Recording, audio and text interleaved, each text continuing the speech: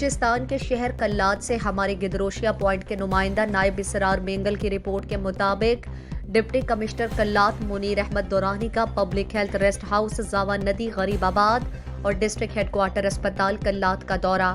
Deputy commissioner Kalat Munir Ahmad دورانی نے public health rest house کا دورہ کیا، جہاں پر آبنوشی کے لیے جاری ڈرلنگ کے کام کا جائزہ لیا، اور ڈپٹی کمشنر نے غریب آباد ایریا میں زاوا ندی کا بھی دورہ کیا اور سیلاب میں بہہ جانے والے پل کے ملبے کا جائزہ لیا اور اس ملبے کو وہاں سے اٹھانے کے لیے احکامات جاری کر دیے تاکہ مستقبل میں سیلابی نقصانات سے علاقے کو بچایا جا سکے۔ بعد ازاں ڈپٹی کمشنر نے سول اسپتال کلات کا بھی دورہ کیا۔ ایم ایس سول اسپتال کلات ڈاکٹر نسیم لاگو نے ڈپٹی کمشنر کو سول اسپتال کا تفصیلی دورہ کرایا۔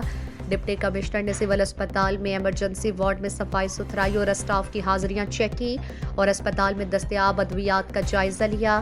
ڈپٹی کمشنر نے سول اسپتال میں نئے زیر تعمیر بلڈنگز کے کام کا بھی جائزہ لیا اور تعمیراتی کام کو جلد از جلد مکمل کرنے کے احکامات جاری کر دیے۔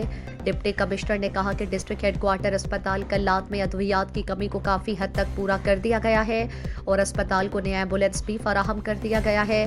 ضلع انتظامیہ کلات صحت کے شعبے پر خصوصی توجہ دے رہا ہے، لوگوں کو صحت کی بہترین سہولیات کی فراہمی کے لیے تمام تر وسائل بروئے کار لائے جا رہے ہیں۔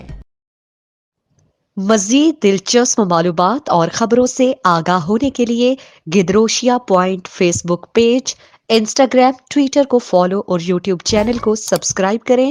بیل آئیکن بٹن دبانا نہ بھولیں تاکہ مکران سمیت بلوچستان کی خبروں سے جڑے رہیں۔